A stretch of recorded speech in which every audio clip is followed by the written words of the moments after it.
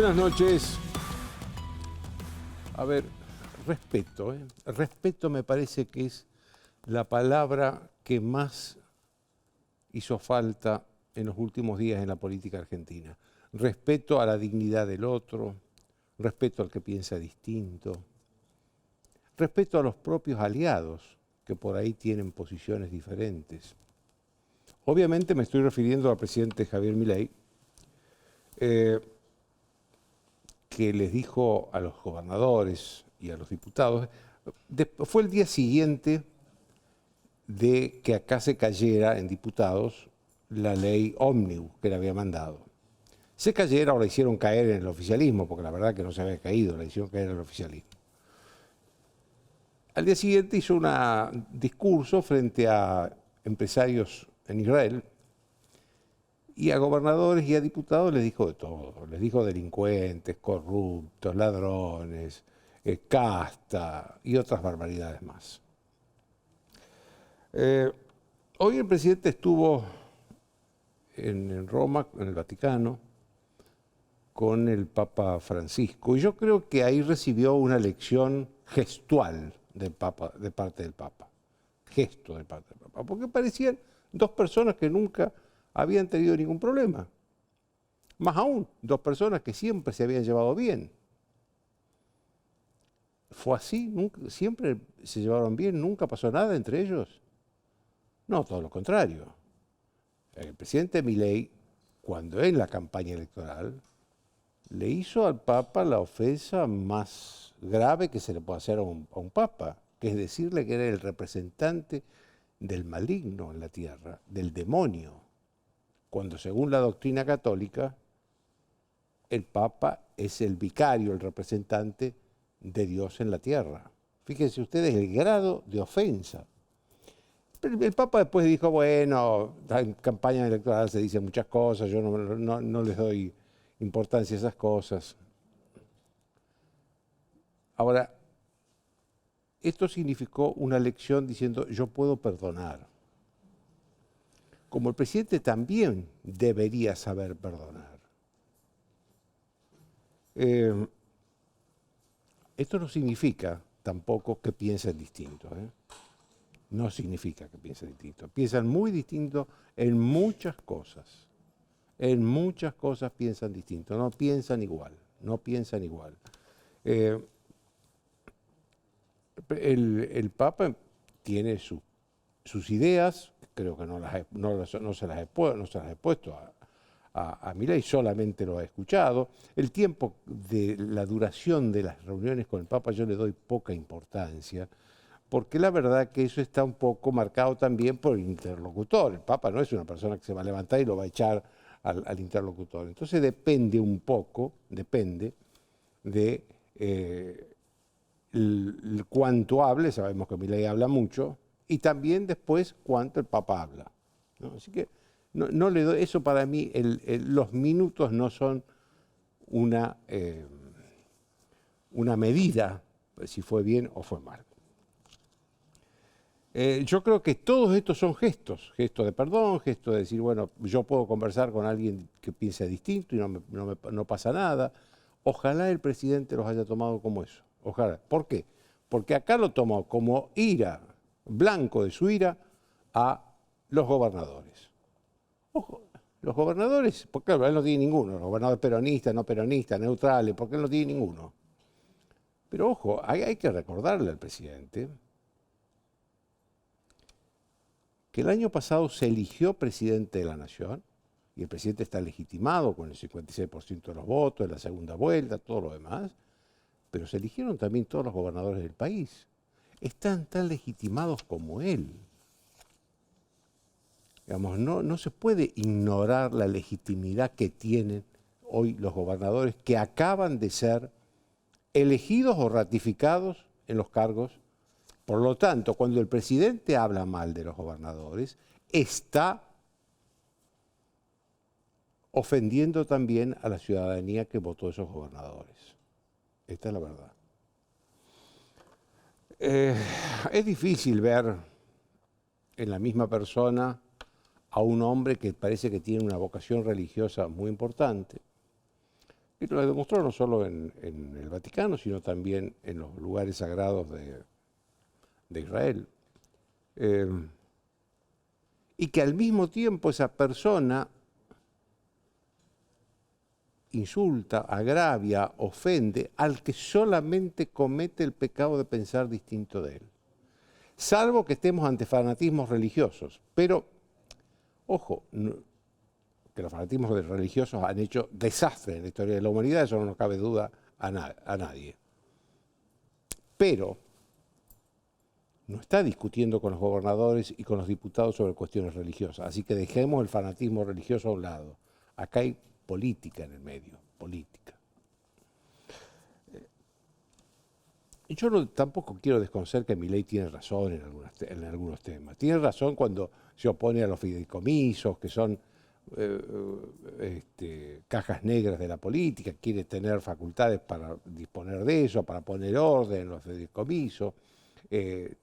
Tiene razón cuando pide reforma educativa profunda, cuando pide reforma laboral profunda, cuando sostiene que algunas empresas que son públicas no pueden estar en manos de un Estado ineficiente. En esas cosas tiene razón. El problema es si esos cambios se van a hacer a las patadas o se van a hacer buscando acuerdos y consensos que están ahí, los tira al alcance de la mano. A las patadas no lo va a hacer. En política no se construye con patadas, se destruye con patadas. Después también otro blanco de su ira fueron los diputados. Acá lo tengo, el más famoso de los legisladores en estos momentos, que es el diputado Miguel Ángel Pichetto, después voy a hablar con él.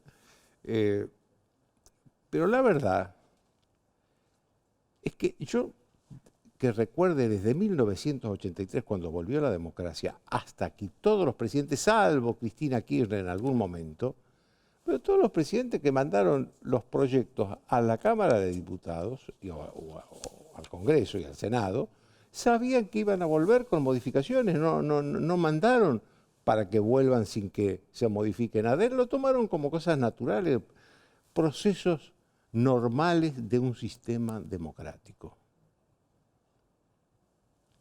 Obviamente Milei está en peores condiciones en el Parlamento que cualquiera de los otros presidentes, así que con más razón tiene que aceptar los cambios. Después están los funcionarios que representan a los gobernadores, o que supuestamente, no sé si representan a los gobernadores, y los más destacados son el ex jefe del ANSES, el organismo que administra y paga las jubilaciones, administra los recursos de los jubilados y le paga las jubilaciones a los jubilados. Un señor Osvaldo Giordano, que es de Córdoba, que fue funcionario de Juan Schiaretti, no del actual gobernador de Córdoba, Martín Yarlora, pero es un hombre, este Giordano, que venía con, la verdad, yo escuché de toda la política cordobesa muchos elogios a este hombre. Y después está la ex secretaria de Minería, Flavia Rayón, que parece que su referente político es el gobernador de Salta, Gustavo Sáenz. Entonces, esto parece que son los gobernadores traidores. A ver, lo cierto es que tanto Giordano como Rayón recibieron la información de que habían sido despedidos del gobierno porque escucharon la radio, porque vieron la televisión, porque leyeron un diario. Nadie los llamó para escucharlos. Nadie los llamó para explicarles por qué se tenían que ir de la administración. Esto es ofender a la dignidad de las personas. Nadie tiene el cargo asegurado en ningún gobierno, pero hay que cuidar la dignidad de las personas, aún en el momento que esas personas se tienen que ir del gobierno. Porque la alternativa que tiene el presidente, si sigue con este criterio, es que se va a quedar solo. Porque yo me imagino a los funcionarios que hoy están en el gobierno y que ven lo que ha pasado con estos dos, dicen, no, yo ni hablo ni hago nada porque me puede pasar lo mismo. Entonces, el temor es el que gobierna y no gobiernan el conocimiento y el sentido común, que son las cosas que tienen que gobernar. Hoy se difundió en Italia un reportaje que el presidente grabó el fin de semana, antes de verse con el Papa, donde dice que él es un anarcocapitalista que llegó para dinamitar el Estado desde adentro del Estado. Es contradictorio. Uno de los cargos que tiene, o de las designaciones que tiene el presidente de la Argentina, es jefe del Estado argentino. Es decir, que él es jefe del Estado argentino que no cree en el Estado. Es contradictorio. Pero esto tiene su explicación, no su justificación, pero sí su explicación. Vivimos 20 años con un discurso del Estado presente, el Estado lo resuelve todo, tienen que haber más empleados públicos, militantes todos. Bueno, cuando ese Estado implosionó en el gobierno de Alberto Fernández, y una mayoría de la sociedad se fue a votar al otro lado del péndulo, a quien no creía en el Estado. Conclusión, yo creo sinceramente que la solución no está en los extremos del péndulo. Sencillamente eso. Después de una breve pausa, el gobernador de Mendoza, Alfredo Cornejo.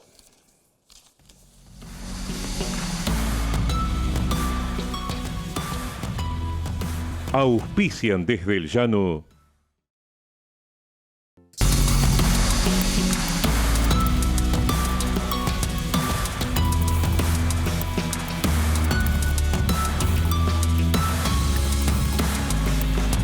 Vacía y cepilla los recipientes que acumulen agua. Tira agua hirviendo en desagües y rejillas y coloca mosquiteros. Juntos podemos prevenir el dengue. Más información en buenosaires.gov.ar/dengue. Buenos Aires Ciudad. Grupo Petersen, desde 1920, construyendo el país.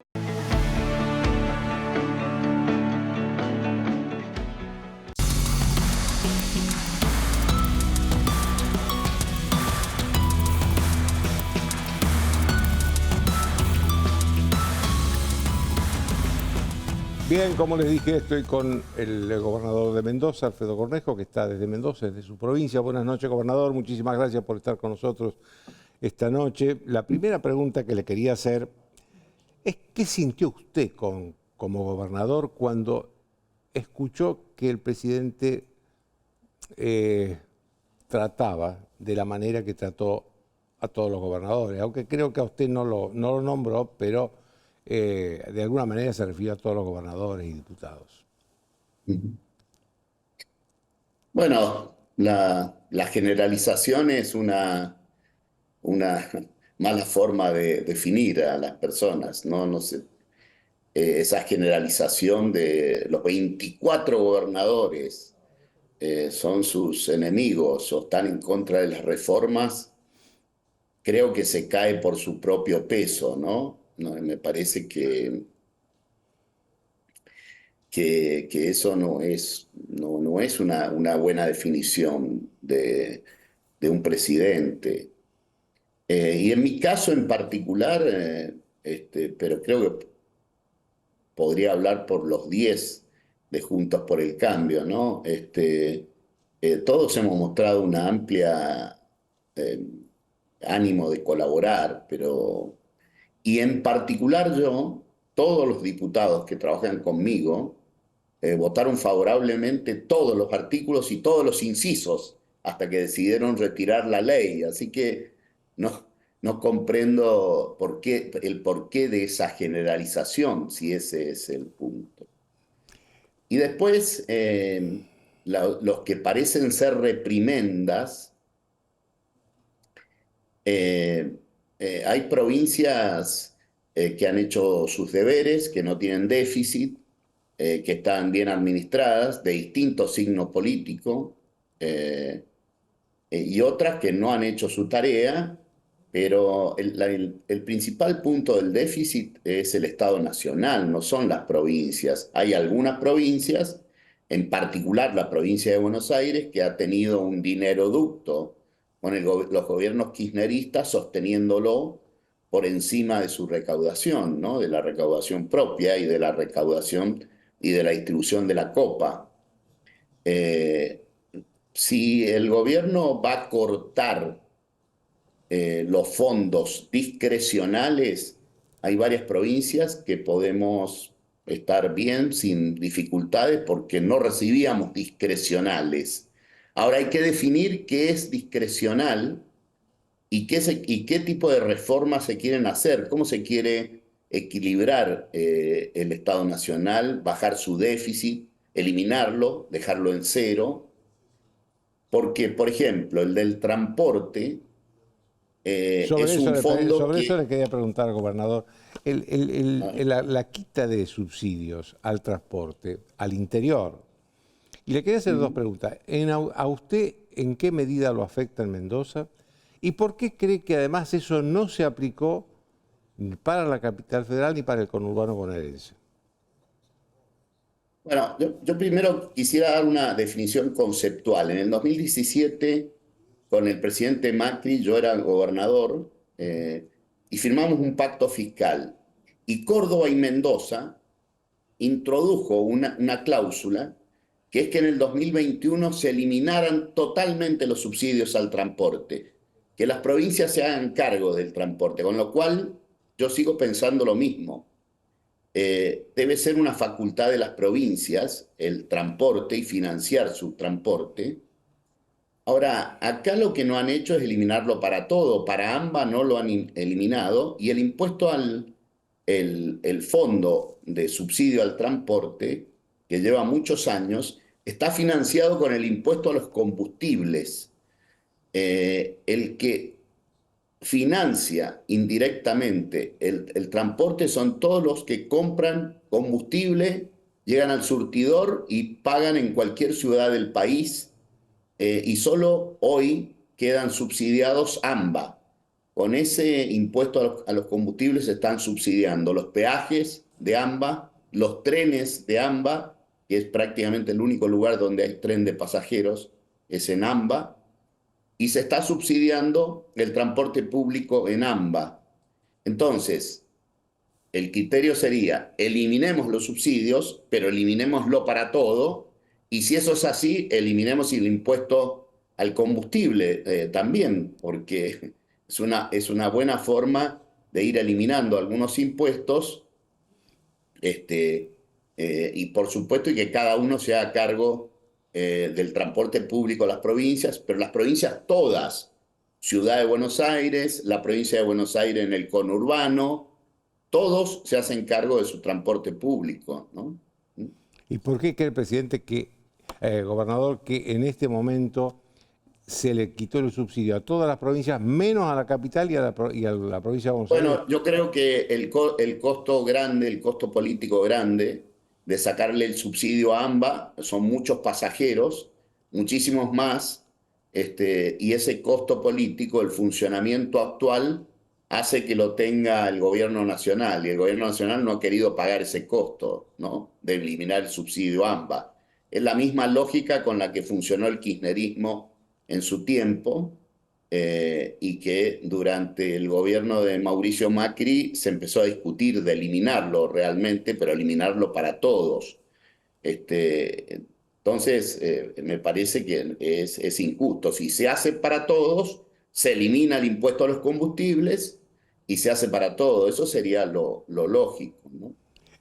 Gobernador, ¿por qué cree usted que fracasó el proyecto de ley ómnibus que había en la Cámara de Diputados? ¿Cree que fue una decisión del gobierno? ¿Cree que hubo demasiadas objeciones? ¿Usted qué mirada política tiene de ese fracaso?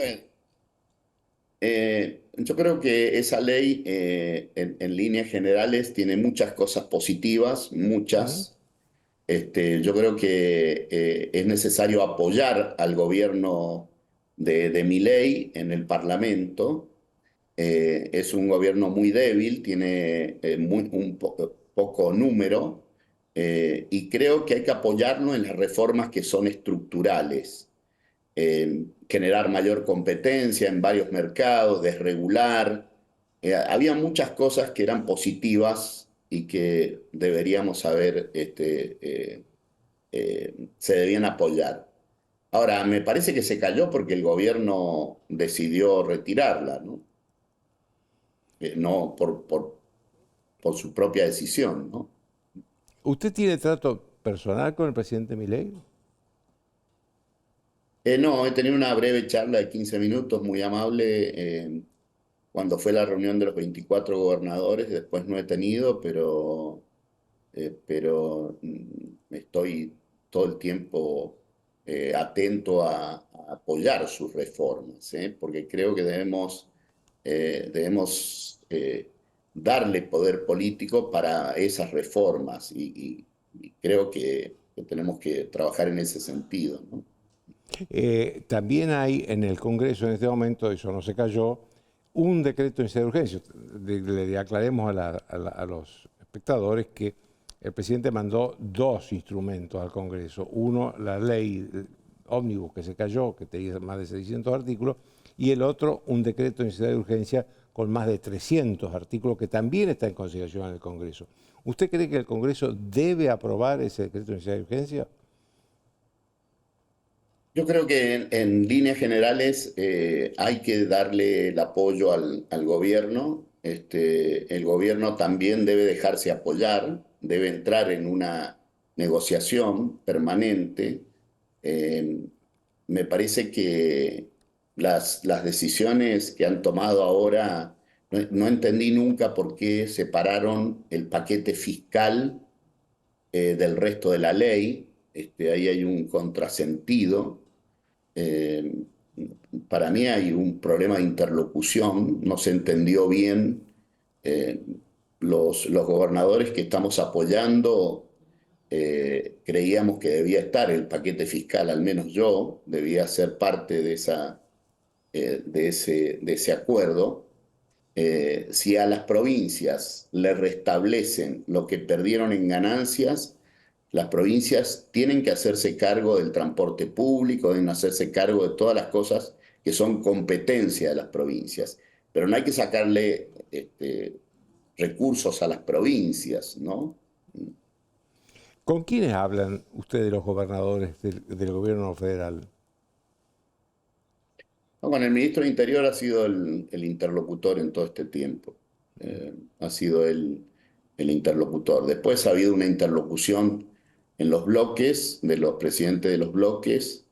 Han coordinado con nuestros 10 gobernadores. Hemos tenido Zoom de coordinación con en general. Con la ley ómnibus esta, hemos tenido por lo menos 2 reuniones. Y se habían alcanzado amplios acuerdos y se había hablado bastante claro, ¿no? Yo recuerdo Rodrigo de Loredo y Miguel Ángel Pichetto han explicado perfectamente que algunos de los artículos no tenían los votos de todos los integrantes, ¿no? Lo han planteado claramente. Sé que Miguel Ángel está ahí en el programa, seguro que puede dar fe de esto. Ha sido una conversación siempre muy colaborativa de parte del bloque que preside Pichetto y del bloque que preside Rodrigo de Loredo y del PRO de Cristian Ritondo, ¿no? Déjeme hacerle una última pregunta.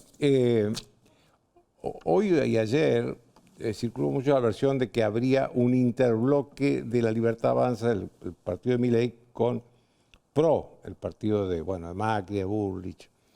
¿Usted cree que si se existiera este interbloque, se podrían sumar algunos radicales?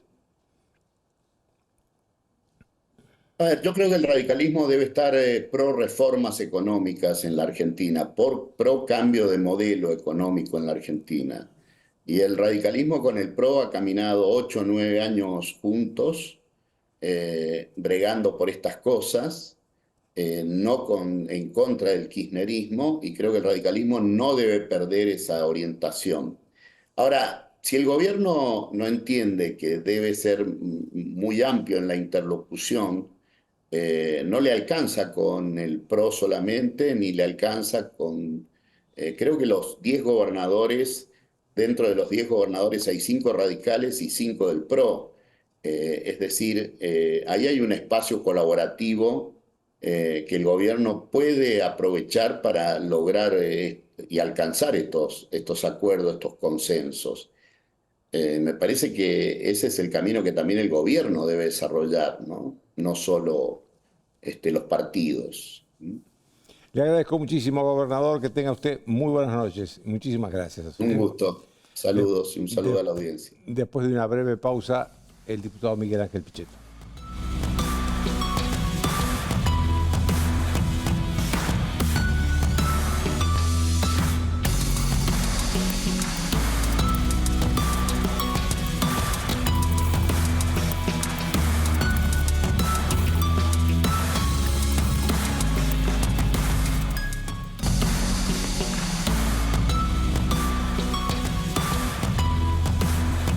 Bien, como les decía, el más famoso de los legisladores, que es Miguel Ángel Pichetto. Todo el mundo habla de él. Generoso, Joaquín.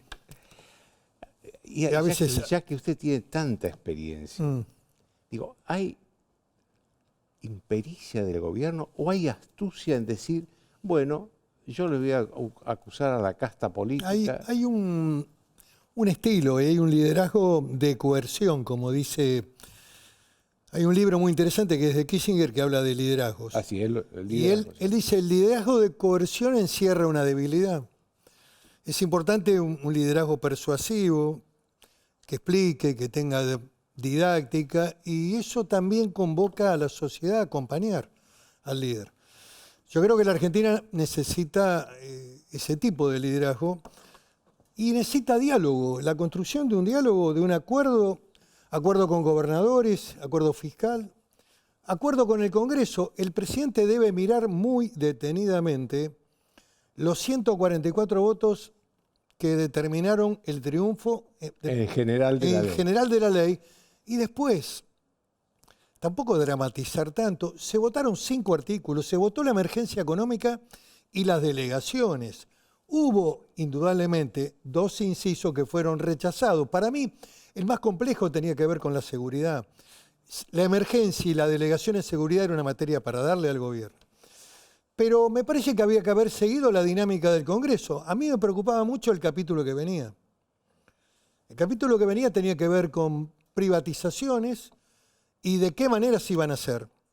Y ahí también, si hubiera habido algo de flexibilidad, el gobierno hubiera podido tener una mayoría importante. Se A mí marcaba. me llamó mucho la atención el consenso que escuché político y social sobre Aerolíneas Argentinas, cosa que hace, cuando estaba Macri no se podía hablar de eso. A ver, había un listado grande de empresas, había algunas que nosotros entendíamos que había que excluir, la que tienen que ver con Sí, YPF, Banco Nación. sí, YPF, Banco Nación, fundamentalmente la ARSAT, que es un activo muy importante de la Argentina. También la nuclear, porque no es un Atucha, no se le puede dar a un privado, hay que tener un control estatal mayoritario allí.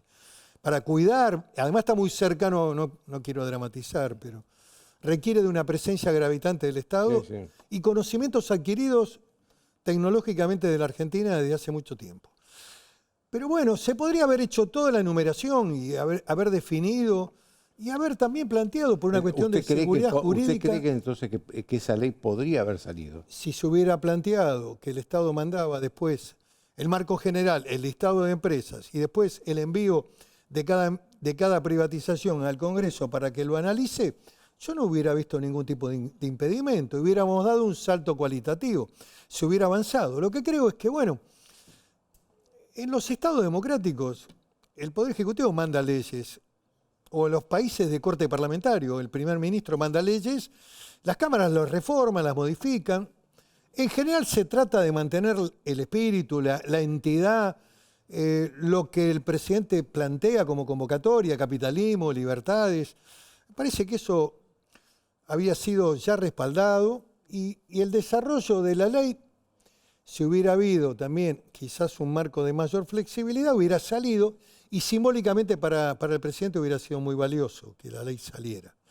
Yo creo que el retiro de la ley y mandarla a comisión no genera ningún tipo de ventaja. Y creo también que el ataque al Congreso o a algunos diputados, incluso algunos que están en mi bloque, como Nicolás Mazó, como Emilio Monzó, que son los más significativos, o como la propia diputada de Córdoba que votó un inciso negativamente, que su esposo pagó con el cargo. Sí, el ex jefe Sí, de la Giordano, CES, que es un hombre solvente. Sí. Y es una lástima, es un activo realmente. Pero el gobierno siempre supo que el problema estaba en los gobiernos provinciales. Siempre se lo informé, le dije, tienen que dialogar con el gobernador de Córdoba, con el de Santa Fe, con el de Salta. Ahí hay un núcleo de diputados que indudablemente tienen pertenencia con las provincias y creo que una convocatoria a un acuerdo fiscal hubiera sido un camino inteligente que hubiera flexibilizado el tratamiento en particular. Fíjese que votamos el día viernes, en general, la ley con 144 diputados y pasamos al martes. ¿Para qué? ¿Para qué pasamos al martes? Precisamente para abrir un marco de diálogo que el gobierno abriera con los gobernadores para poder luego votar en particular los temas más complejos que tenía la ley. Y bueno, lamentablemente el gobierno no hizo o lo hizo tardíamente. Tengo conocimiento que el ministro Caputo llamó a los gobernadores, pero bueno, tal vez hacía falta algo más público, algo más. Y haber dialogado no era una debilidad del presidente, me parece que es importante que más temprano que tarde lo haga, porque... Ahora, ¿por qué cree, ya yendo a un tema personal, por qué cree que todo el mundo lo está viendo a usted como un héroe de la política? Tal vez bueno. por la falta de política. No, pero lo hablo, No. ayer lo leí a Alejandro Borenstein, todo el mundo dice, no. No creo que me vean como héroe, digamos, tal vez algunas reflexiones que he hecho en el marco del debate siempre son de orientación o de tratar de mejorar el espacio en donde uno está. No es que me considere superior, sino que tengo muchos años en la vida parlamentaria. Yo era de los que creía, y siempre, además también lo hablé con los compañeros de un bloque heterogéneo, donde tengo personas de mucho volumen. Usted En tiene el bloque 30, si no me está equivoco, Ricardo usted López tiene, Murphy. usted tiene 30 años en el Congreso, ¿no? Van a ser cuando termine este mandato 30, sí, 26 tengo. Pero además también he pasado por la auditoría, me permite ver los temas de un lado y del otro. Experiencia de lo público, que es un tema importante. Y no despreciar lo público, no tener una mirada de desprecio hacia lo público. Allí es donde fundamentalmente los hombres tienen que tomar las decisiones para mejorar la vida de la gente. Y no tengo desprecio por la política tampoco. La política es inherente al Estado democrático. Sin política no hay democracia. Entonces, creo que hay que volver a empezar. Me parece que el presidente tiene todavía un crédito muy importante. Creo que esta visita al Vaticano también tiene que haber servido para escucharlo. ¿Cómo la vio usted a esa visita? Yo creo que lo más importante de la visita debe haber sido la charla. Estoy seguro que el Papa debe tener una mirada de cierta preocupación en orden a lo que él siempre sostuvo como algo negativo para el país, que es los enfrentamientos. Y los enfrentamientos con los gobiernos provinciales y con el propio Congreso tampoco son bien mirados por los inversores, ¿eh? Obvio, claro. No es un país que aliente las inversiones, un país que está en sobre conflicto. todo cuando se está en minoría, porque si es un gobierno que se enfrenta con el Congreso desde la mayoría del Congreso... De Gaulle decía que la democracia es hermosa cuando hay mayoría. Así es, claro. Lo decía irónicamente, por supuesto, pero bueno, este es el dato de un sistema político complejo como tiene la Argentina, producto de la Constitución del 94, que incorpora el balotaje, incorpora un sistema de doble vuelta, en donde los diputados se eligen en la primera vuelta y tienen tanta legitimidad como el presidente, y los gobernadores también se han elegido un mes antes del balotaje. Y bueno, y el presidente tiene una legitimación de origen del balotaje, una elección singular, en donde ya también se opciona, es un voto de opción. No digo de que no haya libertad, estoy diciendo que... No, que quedan dos nada más. Quedan dos, o uno o el otro. Hay que elegir. El sistema francés lo tiene perfeccionado. Y además también sirve cuando hay consolidación de partidos. Digamos, la Argentina tiene una debilidad en el sistema de partidos. Hoy hay más un armado de coaliciones.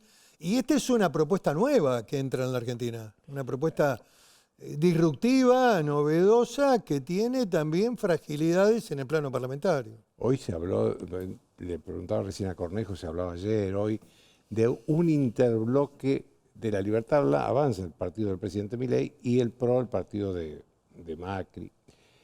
¿Usted cree que es posible ese interbloque? Bueno, es posible porque desde el propio proceso electoral, Mauricio Macri y Patricia Bullrich respaldaron fuertemente la figura de Sobre todo en la Javier segunda Milei, vuelta. Sí. y creo que le dieron una solidez a la propuesta electoral muy, muy importante. Ese respaldo le dio quizás lo que le faltaba para ganar.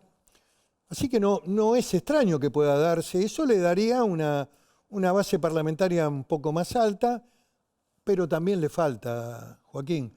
Con lo cual, el diálogo con, los gobernadores. ¿Eso es partir de 35 o partir de 75, 80? Bueno, el Falta diálogo, para el diálogo con los 129 años. gobernadores, con la estructura federal.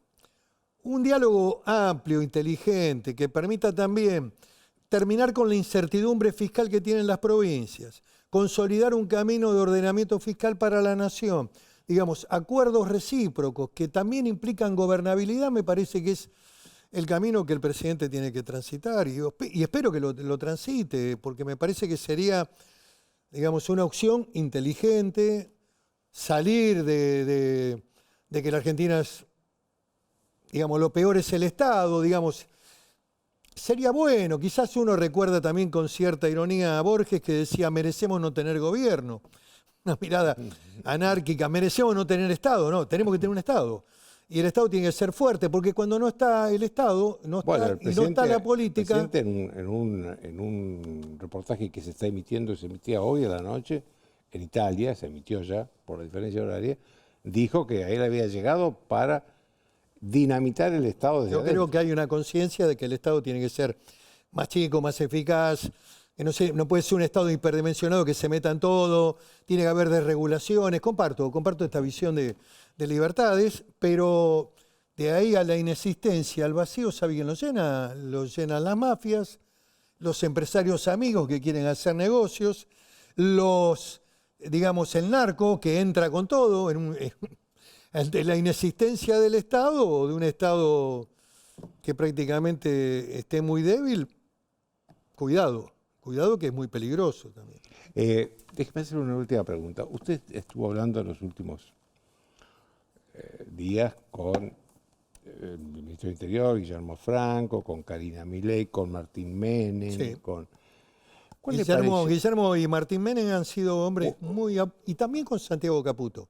¿Cuál es eso? Le voy a decir algo, tuvo actitud joven, un hombre joven, pero bueno, estuvo en el Congreso. Por ahí lo critican demasiado. Yo no lo subestimo ni lo critico, creo que demostró una actitud de buscar acuerdos.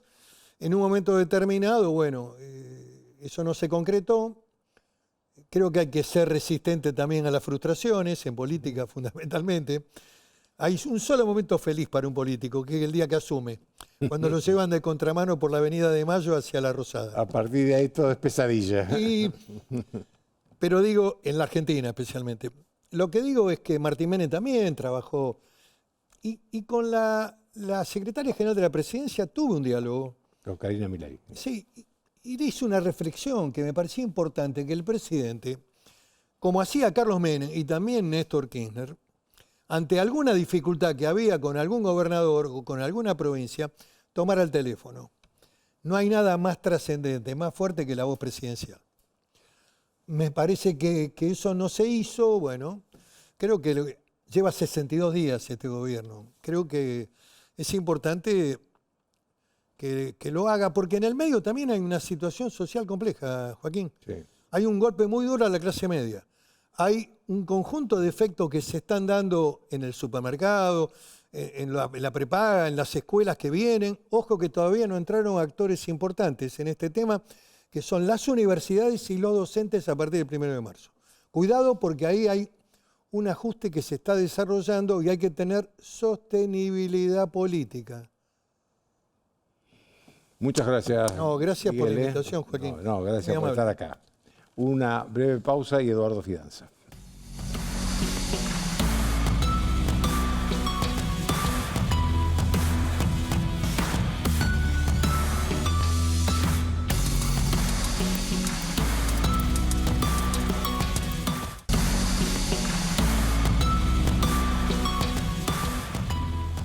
Bien, como les dije, estoy con Eduardo Fidanza, director de Poliarquía y uno de los más intelectuales más respetados del país. Eduardo, ya que sos director de Poliarquía, quiero que empecemos a ver con una breve información sobre cómo está la opinión pública con respecto del gobierno, de los problemas y todo lo demás. Pero breve para que después hagamos el análisis. Acá hay algunos indicadores. El presidente perdió en las encuestas nuestras más o menos 10 puntos de aprobación en 2 meses. Ya mucho. Es, comparado por ejemplo con el gobierno de Macri, bueno, es una pérdida significativa. Sin embargo, hay una pregunta muy importante, que es una pregunta que forma parte del índice de confianza en el gobierno, que le pregunta a la gente si el gobierno sabe cómo resolver los problemas, si sabe pero necesita tiempo o no sabe. Todos los gobiernos del mundo esperan que la gente diga sabe cómo resolver los problemas pero necesita tiempo. Y ahí estamos en un 60-40, quiere decir que todavía el crédito está. Pues el crédito es... 60 que necesita tiempo. Sí, 60. Quiere decir que hay 6 de cada 10 que dicen, para decirlo en lenguaje coloquial, hay que bancarlo. Claro. Pero perdió también. Perdió ahí una cantidad de puntos. Entonces uno puede decir, bueno, esto es una tendencia. Nosotros cuando tenemos una diferencia de puntos entre un mes y otro, para saber si es una tendencia hay que esperar por lo menos 3 meses. Uh-huh. Bueno, y ahí está la cuestión que se hace entonces. Ahora yo creo esto, para analizar este momento y todos los momentos, pero hay que hacer una distinción. Las encuestas de opinión tienen límites, además de tener problemas para describir las opiniones. ¿Por qué? Porque son escalas, porque son preguntas cerradas, porque creo que hay que ver opinión pública, la política se maneja mucho con los índices de opinión. De hecho, el gobierno que sostiene, como otros gobiernos, bueno, yo tengo tanto. Lo que sabe el gobierno que tiene son 56% de los votos, que los tuvo hace 2 meses. Tiene esos valores de la opinión pública, pero hay otro nivel, que yo le llamaría la sociedad, la cultura, los lazos sociales, los discursos, los sentimientos, los miedos, las expectativas. Ahí la situación está más compleja y eso se capta con estudios cualitativos, no con estadísticas. ¿Qué van empezando a mostrar los estudios cualitativos? Eso, angustia, en algunos casos desilusión. El otro día alguien decía en un focus, votante de Milei, bueno, clase media baja suburbana, nosotros lo votamos, pero la verdad es que nos cayó con todo. Y nos cayó con todo para clase media baja es no llegar con lo más elemental a fin de mes, ¿no es cierto? Y bueno, y ahí uno se tiene que preguntar, porque la clase media baja es la que produjo el cambio, porque era la que votaba tradicionalmente al peronismo. Ahora lo votó a Milei, porque efectivamente se dejó de ver representada por el peronismo, pero ahora tenemos que ver muy bien, decía Pichetto, es la clase media, por cierto, es la clase media baja. Vamos a la conversación que aparece, no solamente la conversación que sostenemos, sino las que se ven en los estudios. Se habla de los precios y se habla de la desproporción entre los precios y los ingresos. ¿Cómo se afronta la prepaga? ¿Cómo se afronta el colegio? ¿Sabés cuánto cuesta un cuaderno? Pero vos viste lo que vale un frasco de medio litro de aceite, pero bueno, todo esto es esto. Y según el nivel, la gente dice, bueno, y el boleto del colectivo, y el subte, y esto y aquello. Esa es la conversación. Entonces, bueno. Ahora, déjame que te haga una pregunta. Sí. En torno a eso se agrega un presidente que tuvo la reacción que tuvo en los últimos días con los gobernadores, con los diputados, que los maltrató, bien maltratados. Y algunos se mencionan y otros no. Pero digo, ¿cómo sigue? Bueno, yo creo que se puede plantear algo, que es la cuestión de qué género estamos. ¿Viste? Vamos al cine, vamos al teatro, y ahí se exponen distintos géneros.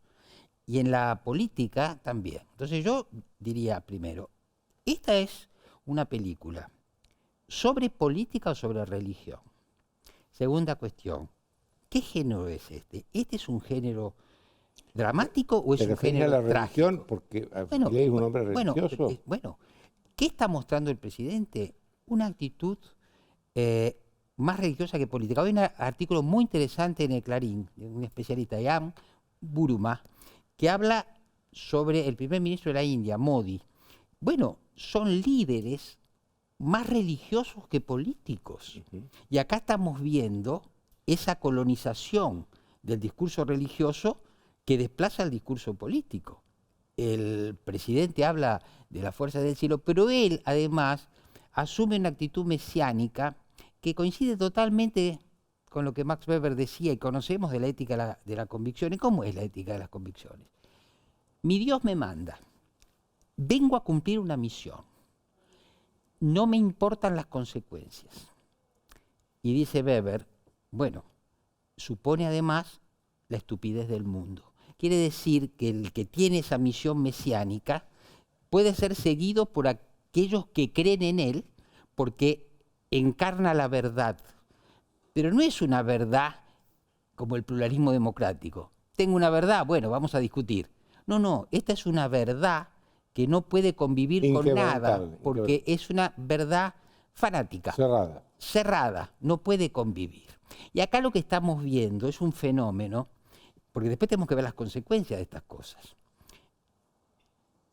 Milei ha determinado que este y aquel es la casta. La política es la casta. Sí, pero eso también es de acuerdo, porque después lo suma Scioli. No, por supuesto, pero yo no me refiero a esas decisiones, me refiero a algo así, ¿no es cierto? Con las personas a las cuales yo, digamos así, determino que representan el mal, me llevo también la profesión, me llevo también los métodos. Yo creo que este presidente, en realidad, no cree, no solamente los políticos, no cree en los métodos, no cree en la profesionalidad. Qué extraño. Miguel Ángel Pichetto, ¿qué representa? El político profesional. Bueno, no quiero a ese político, no quiero su profesión, no quiero sus métodos. El diálogo no es una cuestión de almas sensibles en la democracia, es una parte del método. Entonces, si maldecimos a las personas y si descartamos los métodos, la pregunta es ¿qué queda? Y bueno, queda un ajuste muy grande sin pacto fiscal, sin acuerdos, quedan las apelaciones religiosas, queda ese protagonismo, esa autorreferencialidad en las redes. Bueno, todo eso que hace que los que lo observamos nos preguntemos si en el siguiente episodio, por ejemplo, el presidente está llegando mañana, él va a cambiar algunas de estas formas.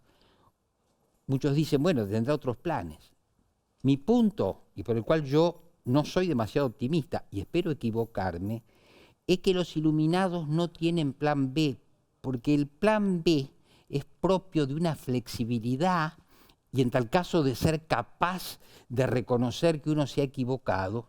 Los iluminados, los fanáticos, los mesiánicos, si tuvieran plan B no serían eso.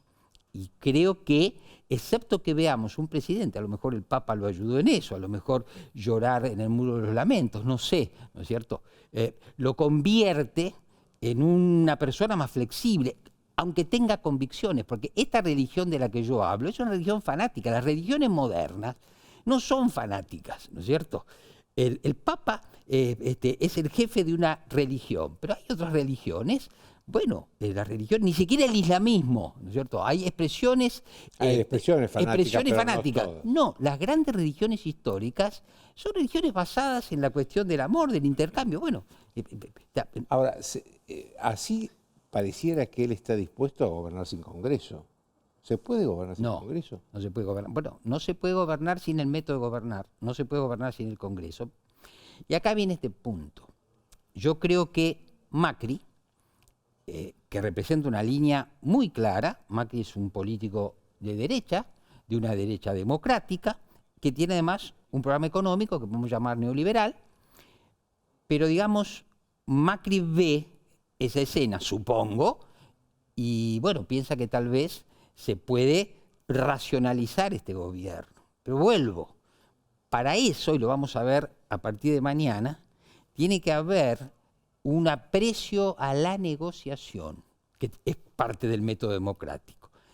¿Querrá el presidente negociar realmente? ¿Querrá darse cuenta frente a su debilidad que necesita una forma de gobierno de coalición? No solamente necesita un bloque parlamentario, ¿no es cierto? Necesita seguramente un gobierno de coalición. Ese gobierno de coalición lo necesitaron presidentes anteriores, ¿no es cierto? Pero necesita por lo menos esto, porque además, y acá hay un tema de fondo elemental, los gobiernos no peronistas en la Argentina empiezan el partido perdiendo 1-0, ¿no es cierto? Este es un gobierno no peronista que se propone un ajuste muy, muy severo, sobreactuado, porque ni siquiera es el ajuste del Fondo Monetario, que está en una minoría absoluta. Entonces, ¿cómo?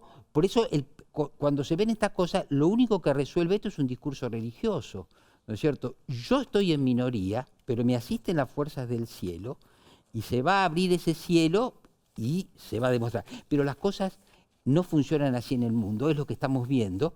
Y bueno, ahora tenemos la expectativa, porque el presidente ha recibido 56% de los votos, tiene legitimidad de origen, pero tiene que demostrar que es un líder. Y eso es lo que yo creo que está en cuestión. No está siendo un líder. Muchas gracias, Eduardo. Se nos terminó el tiempo a los dos. Chao, hasta el lunes.